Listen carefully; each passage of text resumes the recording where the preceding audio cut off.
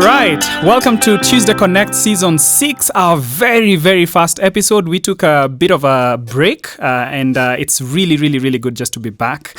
I'm really excited about this season and soon enough I'm going to be introducing my guest today. So we're sort of taking this in a different direction. In the past we've sort of focused on the YouTube space, but this time we are going into the podcast space. Would you believe it? And I think we are really excited about that. And particularly this season, we're going to be doing sort of an apologetic series kind of thing. Yeah. And today we start off with a very interesting topic. Does the Bible hate women?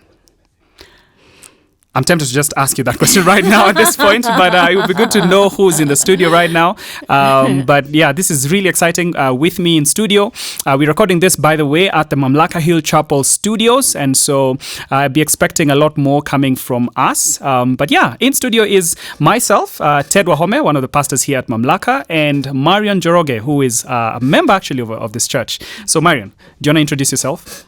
Okay. It seems a bit redundant to say my name is Marion.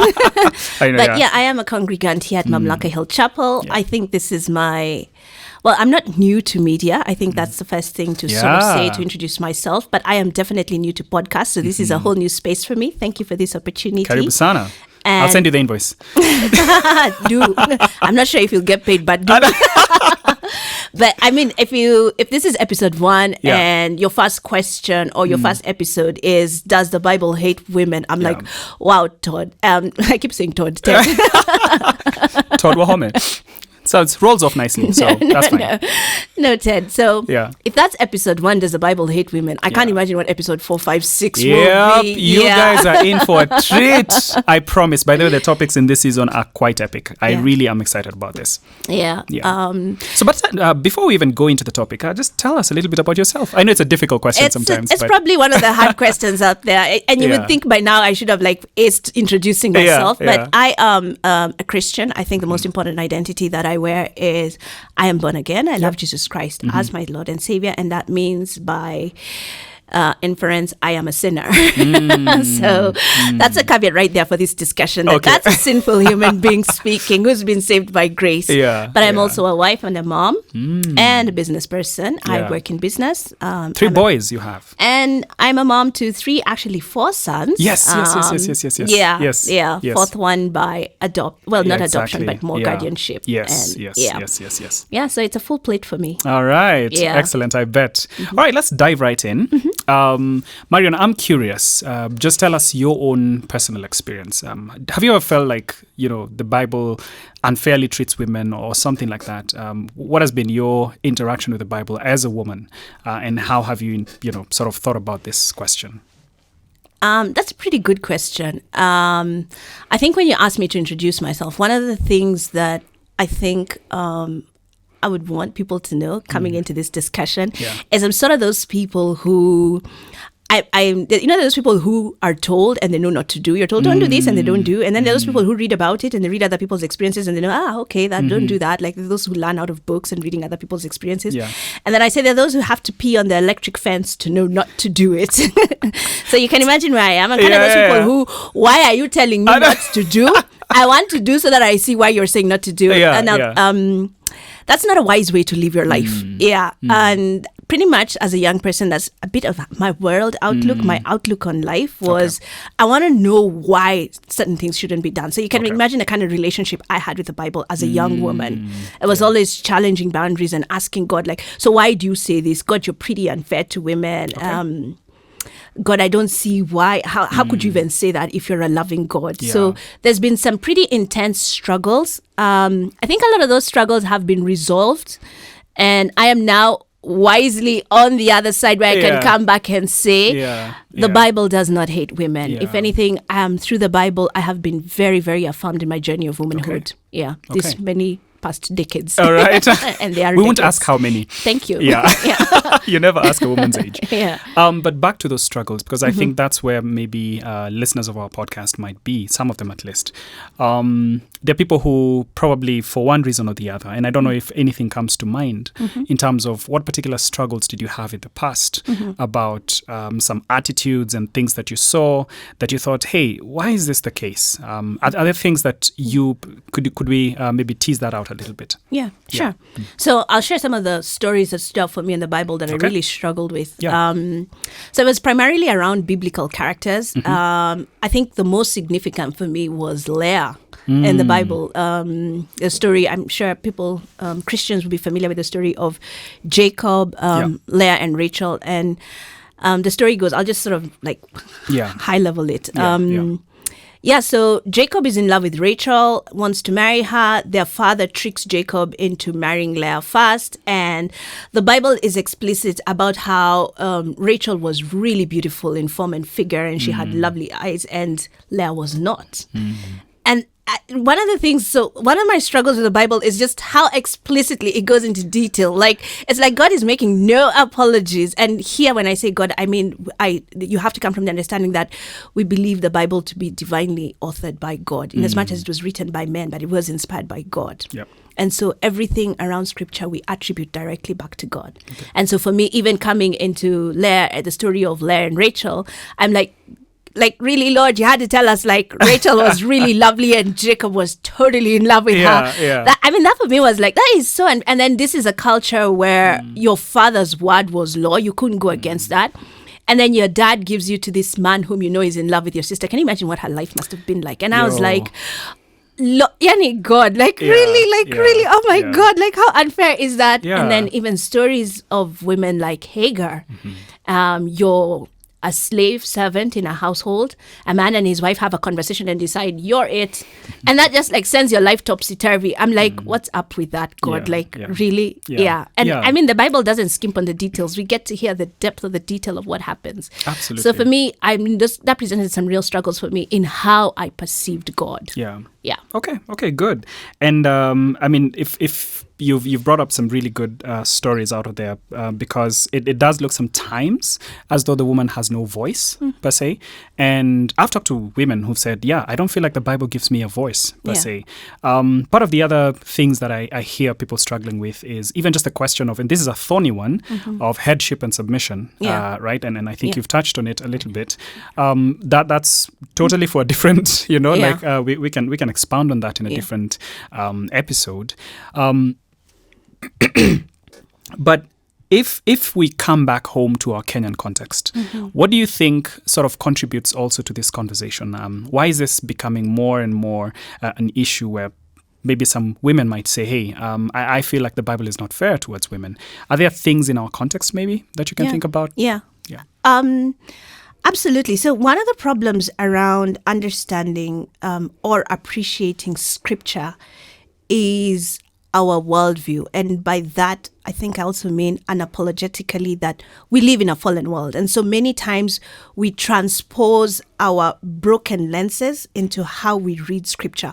I'll give you an example about the one that you alluded to about submission, which is such a sticky subject. And I think, let me just say this, and I know you'll go into depth of detail in another podcast, because that just like needs its own podcast to answer all the questions that come out of that. Yeah. One of the problems that we as women and as wives, and I say this as a wife of, again, the kids, I think one of the problems why we as women struggle with submission is because we have really not understood where power lies. And by that, I'm not trying to assign value into power struggles in the marriage or in the family.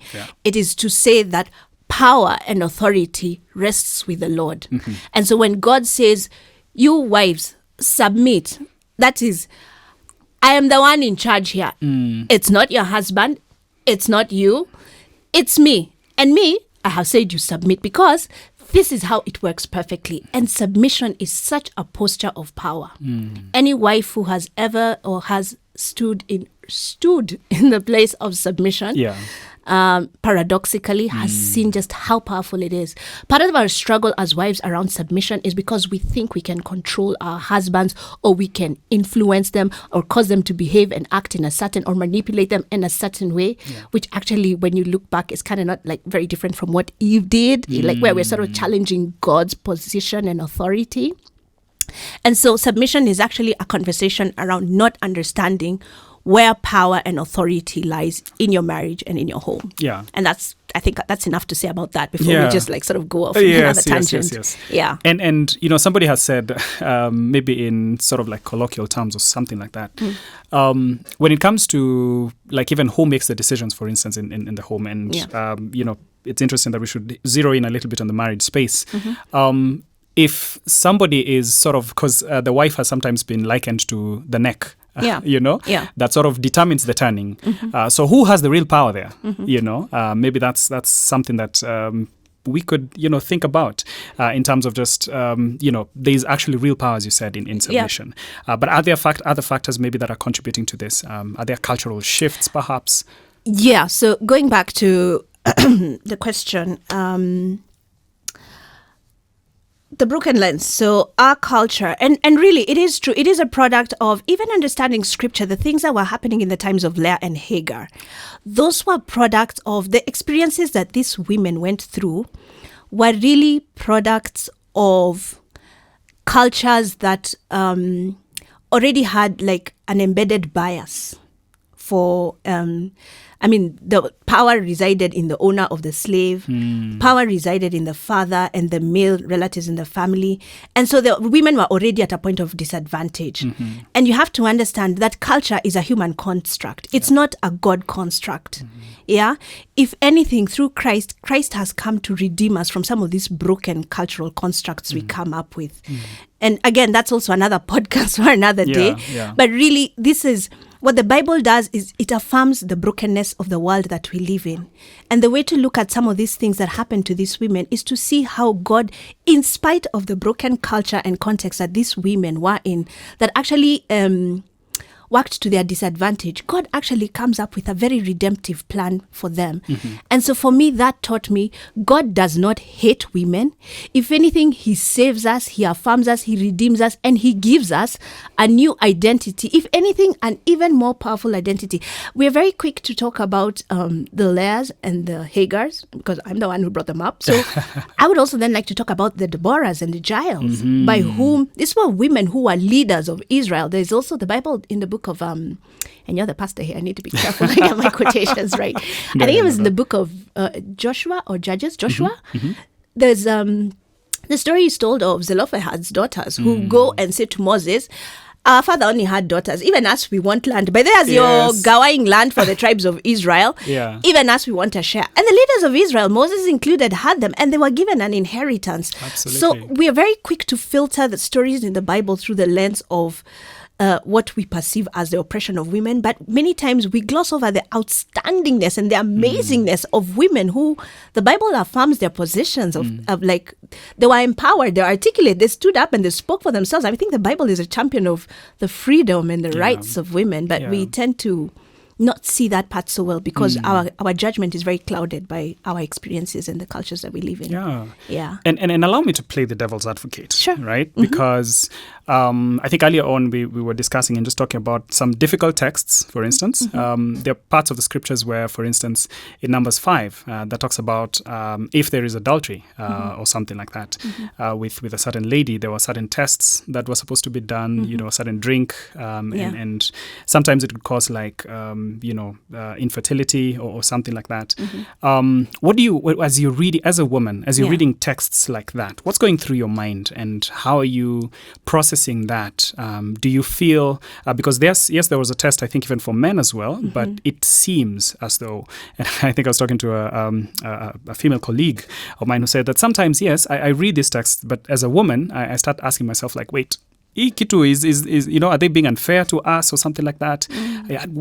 If you're reading a text like that, what's going through your mind? That's a really, really big question. So, it's funny, it's uncanny that you would ask that of me at this point because I've been reading through the book of Leviticus. And it kind of goes back to that okay, God, show me, like, what's the plan of this book? Like Leviticus, I mean, didn't Christ come to redeem us? Does it still apply to our world right now? Does it apply to my context, to me as a Christian now when I read Leviticus? Yeah. And one of the things that has been, allow me to preach at you, Pastor. Yeah. Go for it.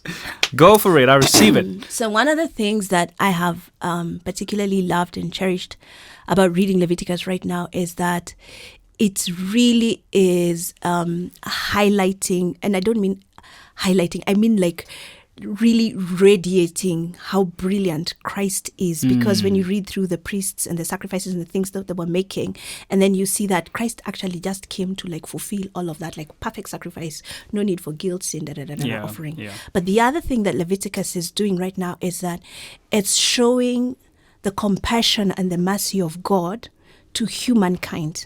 Now, I'm careful not to use the word man, because these days we interpret the word man to mean, oh, man, and man means male, and male means, now there we go again to biblical patriarchy. No, man in the context of humankind. And we must understand this from the point that God created them male and female. We must go back to the original creation mandate. Again, the Bible is very explicit. It doesn't say that God created, it says he created man, but it means humankind. And he says he created them male and female. And he blessed them and he said, be fruitful and multiply. He didn't just create, he could have said in Genesis 1, he created man, he created Adam, and he blessed him and said, be fruitful and multiply. No, the Bible is explicit. In Genesis 1, it says he created the male and female, and he blessed them, underline and highlight and circle the word them. And he said, be fruitful and multiply and fill the earth and have dominion over it. That is a mandate that went both to men and to women. So again, it goes back to the power struggles that started happening in this fallen world. And now that men are trying to dominate women, and that's why you have cultural constructs that try to put women down, and women now, in response to that quote unquote oppression, are trying to agitate and advocate and just sort of like now taking it to the other extreme, like an extreme reaction and not a response to that. And that's what sort of put things out of skew. And I'm trying to remember what the question was, because I sort of got myself muddled up. You were saying... No. So when you're reading through some of this difficult texts, perhaps that may sound like... You were asking about the one for adultery and Leviticus. So here's the thing. So out of the fallenness of our context, God put in place laws to help regulate human behavior. Remember at the time of Noah, when he had to wipe out the earth just because of all the evil that was happening. So here now we have like a sort of a placeholder, like something to, here, these are the guidelines and the boundaries for you to regulate your human behavior. Because on your own, you guys, like, you're clueless. You'll wipe yourselves out. Like, everyone will just do evil to the other and the next person. And so one of the things that God lovingly does is to institute a series of laws to regulate human behavior. Just so that we never have to be wiped out again. Like, I don't want to have to come down there and, like, get you guys, like, sort you guys out. So here are the laws. And that law in Leviticus, I think it applies to the nature of a married relationship. And I can say this confidently as a married woman, because I think we as women, men, I mean, gosh, I'm not a man and I should be careful saying this, but I think husbands' potential for jealousy over their wives is a very, very powerful thing. And a good thing. And well, it's a good thing if it's regulated, but sometimes it goes off kilter, and that's why you have crimes of passion. You have had stories of men. I remember one time doing ministry to prisons, and you're asking, okay, so you get talking with the inmates, and you're like, okay, and they start telling you about their life, and one of these men was in there because he walked into a bar and saw his wife sitting at a table with other men, and he killed her. Like when she went back home, he killed her, and that's really when that aspect of jealousy goes off kilter as a product of our own sinful nature. I mean, you can actually fall in. There are men who have fallen into blinded rage. And one of the things that verse in Leviticus did was, husbands, you cannot act on blind rage. Here is a regulation. If you suspect, like I walked into the bar and I found my wife seated around a table with other men. Your response, your regulation, you are mandated. The law says, go to the high priest and take your case. So that's already, it's like a safety, like when the pressure is building and you have like a safety it's a valve to, yes. that helped regulate that for that community, that you could not act in your blind rage and take the law into your own hands. Absolutely. You could go to the priest who is a bit more level-headed, at least you would hope, and then it should be okay. Yes. We're not trying to deflect or downplay that there's been a grievous injustice done to you by your wife sitting at this table. We want to acknowledge that you are in pain and that jealousy is killing you right now. Yeah. So let's talk about it. Let's call her. Let's do this, the whole thigh drinking portion test. And as a wife, if you are innocent, then nothing happened to you. Because you know what? God is still a just God. Absolutely. If you are innocent, that one. If it didn't, then there are all these other repercussions that came into play. And this was really for the regulation of social behavior. Has it been abused? It has been abused. You have had cultures where men are actually allowed to take the law into their own hands and divorce and disinherit and even kill their wives on the basis of jealousy without even knowing the facts. So that is some of the things that we need to understand. Even as we read some of these scriptures, it may look hard and harsh, but there were actually things that were safety regulators for society and to conform behavior, because we didn't know any better. Can you imagine if we, and this, the Levitical laws are really the basis of what we see as modern day governance, constitutions. A lot of our laws have leaned and gleaned from that. Yeah, the elements of it here and there. And that's a good thing, because we needed behavior to be regulated. Otherwise, people would be a law unto themselves. You know, when you talked about blind rage, I remembered the story in, I think, in John 7 and 8 about the woman caught in adultery. And how you can, like, you imagining that scene is this group of men who are like wanting blood, and so they come to Jesus because they want permission to kill this woman. Even though, by the way, the Bible says that if two people were caught in adultery, you are to bring both. The man and the woman. But in that case, they wanted, of course, to trap Jesus, but also you could tell that they're not really concerned about the laws being broken. This was something else. And so I think you've raised a really, really, really good point. And even as we begin to sort of close on this episode, you've talked a lot about, and I think I like the fact that you've highlighted that the Bible is actually not anti-women, so to speak. It is actually a book that esteems not just women, but it esteems human beings. It esteems us all. It esteems children, it esteems all kinds of people, because people are image bearers of God. They bear the image of God, and that means they have worth and dignity, and that means that they are sort of valued very, very highly.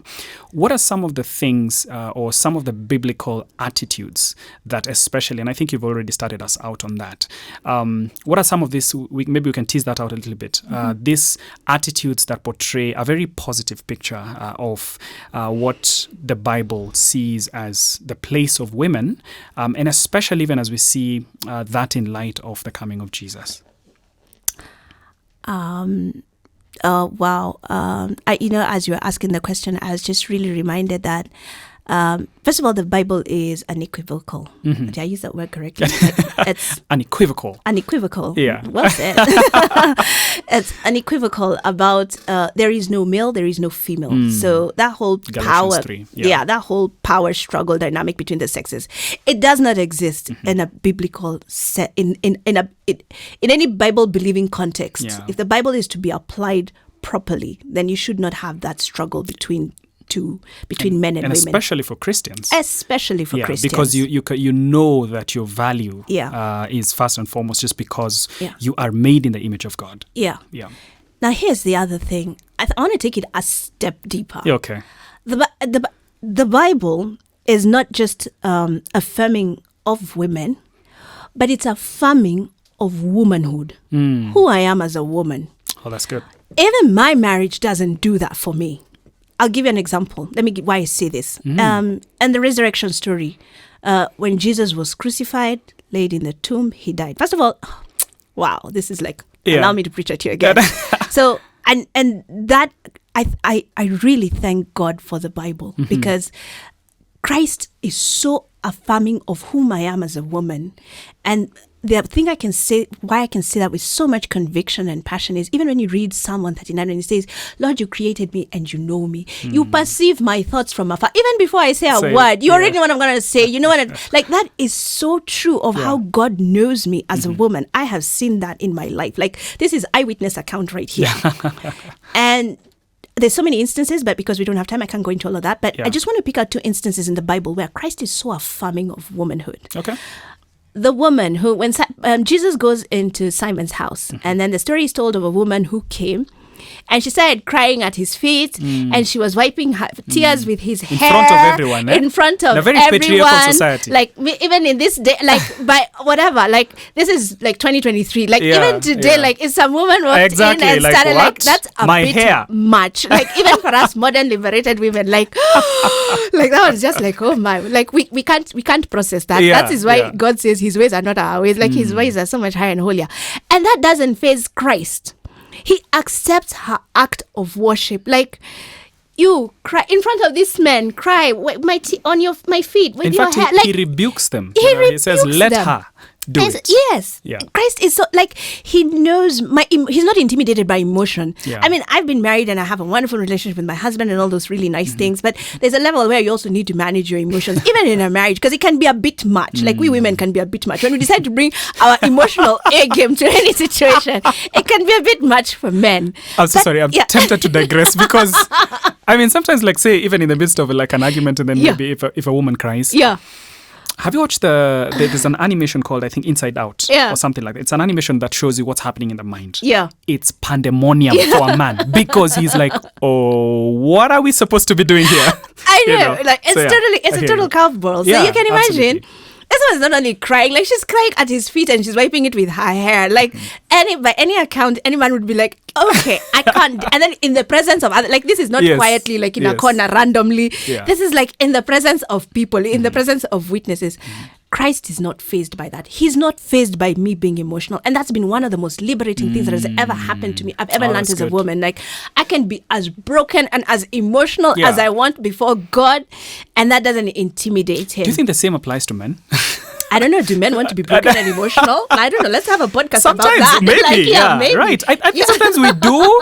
It's only that we know we will be judged, watasema nini and stuff, so we just keep it to ourselves. Yes, but maybe inside we take are a leaf weeping. from the woman, like, go and maybe because men fear judgment, and maybe then Yeah. just go be broken before Christ. Maybe we can't handle it if men are broken Exactly. and You know? emotional. Yeah, it goes both ways. Yeah. So anywho, that's the first instance where I felt that Christ really affirms who I am as a woman and my emotionality. And the second instance is at the tomb on the resurrection day. Mary is the first woman, Mary Magdalene is the first woman she's not the first one at the tomb. Actually, Peter and they went and then they came. And then Mary goes and she goes inside and she's weeping. She's like, where have they put my Lord? She's weeping. She's actually the first person. She's actually the first person, Yeah, right? yeah. Like, I'm She's so the first glad you're a person pastor to- here. Like, she's the first person. Yeah, she's the first person to actually, witness the resurrected Lord. To witness And it. then she goes and calls Peter. And then Yes. Peter and John come running. How powerful is that? Like, the Yeah. first, like, the gospel was like, it was launched off by like a woman, like, go tell my Yes, disciples that yes. I have risen from the, like, a woman was the first person to go. How affirming and redemptive is that? And like, in that day, Yeah. a woman's testimony was often not acceptable. Imagine. Especially even in a judicial court or something like that. Yeah. And so for Jesus to do that was to turn the table topsy-turvy on a cultural setting that was very skewed Yes. towards the man Yeah. and very skewed against the woman. Yeah. Yeah, Hey, so- I mean, he's really affirmed women. Like, and that even when you talk about testimony, it was a witness of two. This was two, yes. one woman going to tell the disciples. But even before she went to tell the disciples, she sat at the tomb weeping. When Christ appeared to her, what are his first lines? Mary, why are you weeping? Like, he saw the tears. Like, it's not, oh, Mary, you're here. Gee, okay, go, Mary, okay, stop crying. Here I am. Like, When you're see, I'm done, reason, like, yeah, when come, I'm let's done, I have a work for rational you. conversation. No, he engages her, like, talk to me. Why are you weeping? And she says, oh, because they've taken my Lord and I don't know where they've put him. He invites her to engage, basically. That's the point I'm trying to make. Like, Yeah. Christ comes to us as women and invites us to engage about our tears, about those things that are making us emotional, about our losses, our pains, our brokenness. Christ is not intimidated by any of that. He's not like, oh, crying female. Yeah, no. He invites it. Like, he could have said, Mary, I'm here. Oh, look, Mary, I'm here, Yeah. But he says to her, why are you weeping? I mean, it's an invitation. And I think that's what Christ does for each and every one of us as women at an individual level. He invites us to engage with him and not with any show, just like as broken and as raw as we are. that really, really gives me perspective, because one of the ways that Jesus thought of himself was as a mother hen.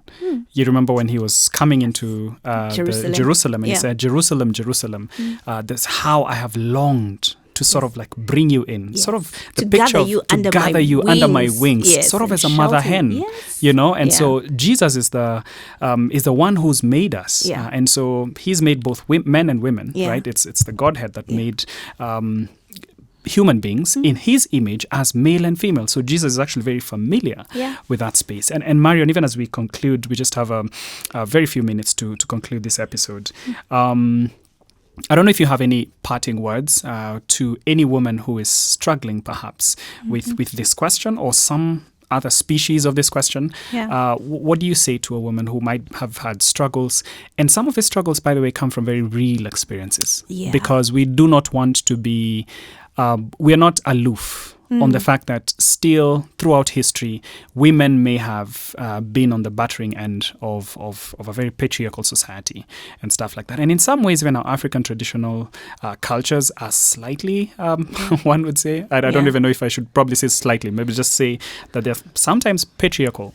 And for a long time, there's been many injustices, so to speak. What do you say to women?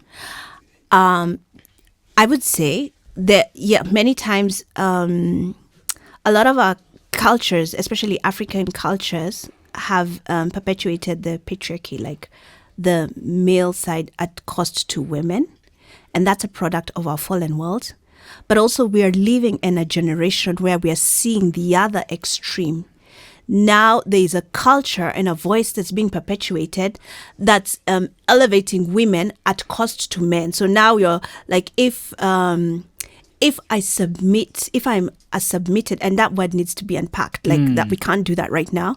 But if I function the way God has called me and designed me in a marriage and in the family context, right down to even taking care of, if I make the choice today as a woman to raise my family and stay home, and then I'm a sellout. And that's not freedom either for women. So yes, there has been a patriarchy that has perpetrated great injustices towards women.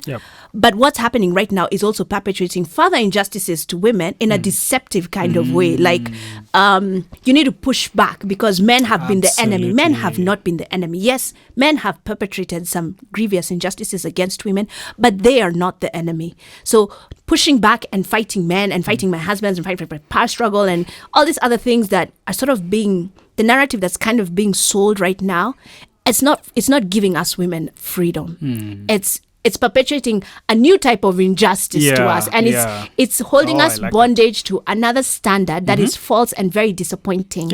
And as I'm like I said, I'm heading towards many years. So many of us are beginning to see the fallacy of what's being said, and not many of us are calling that out.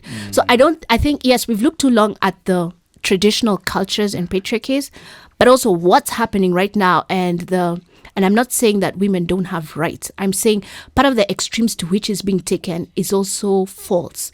And it's also trapping many women in very unhappy contexts and realities. And so what I would say to women is Psalm 139. God, you have created me and you know me. You perceive me from afar. You know my thoughts. Even before I stand up and I sit down, Lord, you have seen me. You know me through and through and through. Even when I was still in my mother's womb, like, that's how deeply and intensely you know me. I cannot be the thing that's too hard for you to figure out, God. So I want you, Lord, to give me your mind and your understanding. I want to belong. So I would say I want to belong to God, because he's the one who created you and he designed you. And imagine, God has so many wonderful, diverse, different facets for us as women. And womanhood is such a glorious thing when you live it out the way God. Like, I wouldn't even want to be a man. Like, I don't even want to compete with a man. Like, me in my own space, in my own skin as a woman. Venye mimi nimeumbwa. Like, I am totally it. Like, it's enough. Like, Lord, thank you that I am a woman. And the only way you can achieve that you can come to that place of wholeness in your identity as a woman is if you come back to Christ. That's the only thing I can say. And again, I say, I speak from experience. Yeah. Awesome. Well, Marion, it's been an absolute pleasure having you on this podcast. Thank you so much for a very invigorating conversation. And I hope we can have you again on another topic and another subject. It would be good to have you again. Oh, look forward. Yes. Thanks for the opportunity, Ted. No, really, I thank God. Thank you. Amen. Yeah. Asante sana. Yeah. We've come to the end of this particular podcast. And next week, we'll be talking about a very interesting topic as well. We'll be talking about violence in the Bible. As you can see, we came for the big guns. Wow, you we guys want are not to playing. Exactly. We're coming for the big guns completely. So please go to our socials and please give us feedback on this podcast. Are there things or questions that have been, coming in your mind? We'd love to hear those questions. But thank you so much, Marion. Hope to see you around. Great. Thanks, Ted. God bless. All right. God bless.